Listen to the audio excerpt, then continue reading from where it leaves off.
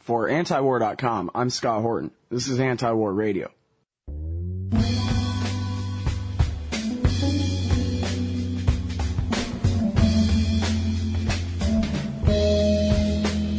And our next guest on the show today is Jeff Frazee, who I first met back in, 2004 at some sort of Libertarian Party function way the hell out somewhere. How are you doing, Jeff? Welcome to the show. Hey.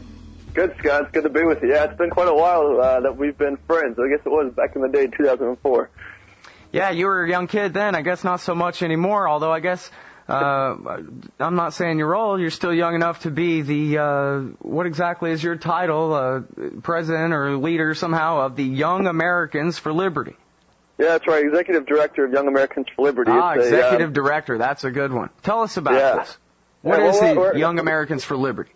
Well, we're born out of the Ron Paul campaign. I was Congressman Paul's National Youth Coordinator for the presidential campaign, and we started over 500 students for Ron Paul chapters on high school and college campuses in all 50 states, and recruited over 26,000 students to the campaign. And there's just a large youth following for the Constitution and Dr. Paul's message. And so when the campaign wound down, we wanted to make sure that these ideas carried on amongst young people, and so helped start Young Americans for Liberty to continue the Students for Ron Paul effort, and that's where we are. We're on our feet now. We've been raising some money and starting college groups, and right now we're just trying to build our base, and when it comes campaign cycle, we're going to get as many students involved either as a candidate or in campaigns as possible for candidates that hold our ideas.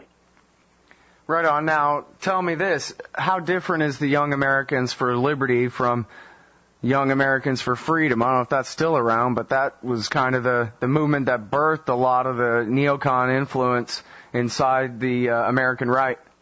Mm-hmm. Well, we're kind of built in the same mold in the sense that it's born out of an anti-establishment presidential candidate that really inspired the youth movement. The Young Americans for Freedom really got its start on the Goldwater campaign.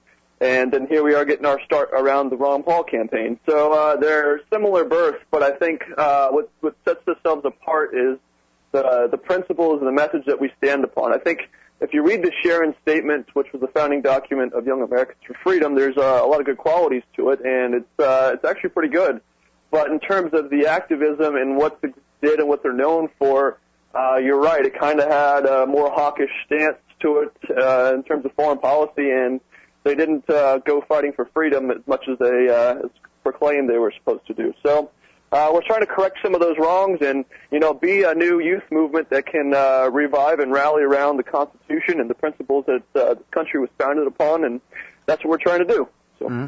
Well, you see where the skepticism kicks in, because when you put it like that, it's a bit vague, and it's like you said, the conservatives can sound just like Ron Paul, but there's a certain large distinction, I think, between somebody like Ron Paul and the typical Republican platform in this country that claims to believe in these principles. How do you, as executive director and as you run your organization, how do you make sure that the people here are not just a bunch of, they discovered that the government isn't, the be-all and end-all of everything, say, around last January 21st or 22nd, but really they're just a bunch of warmongering Republican types?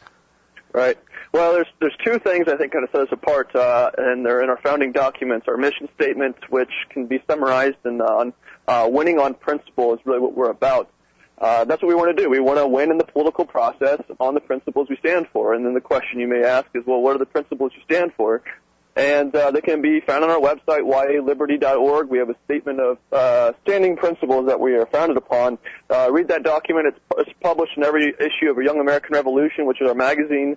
But they're very libertarian, I guess you could say. They're very cores based on the U.S. Constitution and individual liberty and personal responsibility. And we take pride in that. We're not going to back down on our issues. We're going to make sure that we stand firm in these principles. Mm-hmm. So I don't think that's going to be an issue down the road where we're going to see ourselves compromising. Now, that said, our membership is made up of all sorts of different people. We don't discriminatory in who we allow to join our organization, but we do say these are the standing principles that we represent, and if you want to be associated with these principles, then you know it. Welcome to the organization. Right.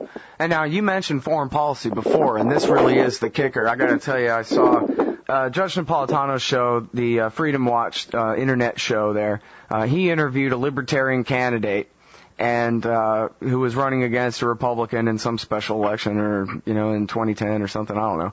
And he says, so what's the difference between you and a conservative that says that he's for limited government and small deficits and all this stuff? And the guy had no idea.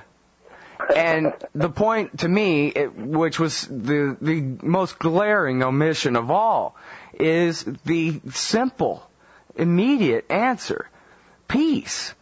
This is not, the Libertarian Movement is not the Glenn Beck 9/12 movement where we all want to remember what it was like to love the government so much and believe whatever it said and endorse its killing of whoever it wanted. Ron Paul and the people at LouRockwell.com and antiwar.com, our reaction to September 11th was, that's horrible, and oh no, what's our government going to do now? That's what 9/12 means to me, and that's what 9/12 means to libertarians was, oh no, the power of the state unleashed. And now that the Democrats are in power, right-wingers want to pretend that they agree with you. They want to say, oh yeah, I'm all about limited government like Jeff Frazee. But if they don't believe in peace, if they don't even comprehend that there's an American empire that needs to be dismantled here in order that they may have limited government here, then they're not libertarian at all. They're not Paulians at all, are they? Mm-hmm. No, you're right. Well, and that's why we have to do our best to making sure we're reaching out to these people and educating them on what you're saying, and that shows like yours are getting on the air and being heard, and because there's an enormous opportunity right now within the right to have a strong revival for peace and a strong revival for limited government in a very principled way, but that's not just lip service. It is carried out, and when we restore power with the Republicans or whoever it may be, or people who at least preach limited government, that they're held accountable to those principles. And I'm thinking a lot of what this 9/12 movement is. You're right; it's made up of a whole bunch of different people, but there is a large contingency of libertarians, and there's a large opportunity right now to influence their ideas, particularly in the foreign policy, where these people are starting to come around to Dr. Paul's position. Mm-hmm. So I think it's important that we don't isolate ourselves and say, look, we're libertarians, we're too good for everybody else, and therefore we can't associate or work with anyone else. It is important that we are getting involved, and although we may not agree on 100% of the issues, we can still have the debate with them and try our best to recruit them to our side. Yeah. Well, and that's important, and you got to run your organization however you want, but I like that emphasis on internal education and making sure that, if the whole, never mind the real Tea Party that we had in December of 2007 for the Ron Paul candidacy and all that, but all this AstroTurf, Dick Armey and Newt Gingrich type teabag movement, if these are the people who end up becoming the Ron Paul Army, then it's gonna, or whatever it is, the freedom movement out there or whatever, then we're in trouble because it's going to be dragged down by hypocrisy. I mean, that's the thing. We have to, it's not a matter of purity. You can't belong because you're not good enough. It's a matter of, listen, no warmongers allowed because this is a peace-mongering organization. Damn it, that's a line that we don't compromise on. We don't debate and whether we really believe there's an Islamo-fascist caliphate taking over the world or not in here. We've already decided here that that's a bunch of crap. Right. Well, and it's important, too, that with this whole Tea Party movement is we make sure that who our leaders are and who's representing us, because you mentioned the names Newt Gingrich and Dick Armey. Fox News, again, is a large one as well. They are coming in and seeing this opportunity and trying to score on this opportunity. So we need to make sure that we do separate ourselves from these types, particularly the Newt Gingrich and the Fox News types, and make sure that this movement stays as a grassroots versus the establishment type movement rather than a left versus right type movement is what they're trying to push it toward. Right, so, yeah, exactly. It's important we keep our voice involved in this growing movement. Mm-hmm. Well, and one of the cool things too is it's so easy to just say, hey, read Ron Paul, man, he's great. If you go back and read, especially his longer speeches, articles, and little sort of mini books he's written and what have you over the years, this guy will teach you about the principles of liberty just right, man. Oh yeah. Yeah, well, and what amazes he'll go down one day in history. We'll look back and see him as the greatest statesman that ever elected to Congress, because someone who has been very unique for 30 years and so principled in the voting record. I don't know if we've ever had someone like that to represent the Constitution as straightforward as he has for so many years, especially the competing forces that he deals with every day in the Congress. So, I mean, I cannot thank the man enough for the opportunities he's given me personally, but even more importantly, the ability to keep representing the Constitution and being a voice for the American people in the way it should be. Mm. Well, speaking of going down in history and all this and that, I'm not so certain where the Libertarian Movement in the dawn of the 21st century really fits and how important it is and exactly where this thing is going and its effect on the empire or vice versa and both and those kinds of things. But certainly whatever history is written about this time will have the Ron Paul's term in Congress and his writings and his presidential run and all the people that were brought into the peace and free markets go together kind of movement that came from that candidacy. I'm not sure exactly how important it'll be, but certainly that'll be a central part of the story. Will be Ron Paul and the people around him's contribution. And, of course, that includes you. You worked in his office for how many years before you left to do this? Well, I worked, I interned for his office in the summer of '05, and then I worked for his presidential campaign.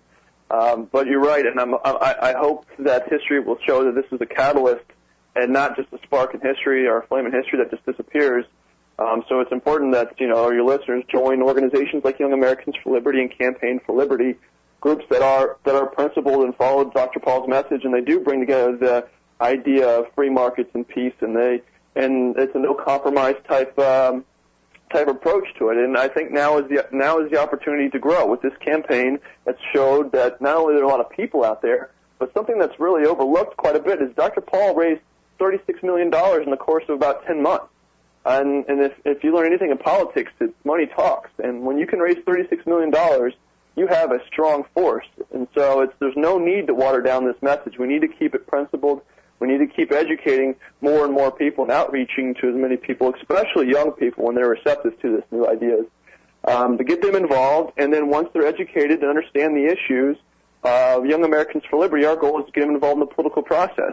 Because, Congressman Paul is 73 years old, and when he decides to eventually retire, who's going to fill his shoes? And we need people that are well-trained and educated and understand how to win in politics, and that's what we're all about, is training the next generation to follow in Ron Paul's footsteps. All right, well, it's a hell of a tall order, and I wish you the very best of luck. Everybody, Jeff Frazee, he's the executive director of the Young Americans for Liberty. They've got 134 chapters at universities all across this country now. What's the website where they can go and join up, Jeff? It's yaliberty.org. yaliberty.org. Thanks very much for your time on the show, young man, today. All right, thanks a lot, Scott. I'll talk with you soon.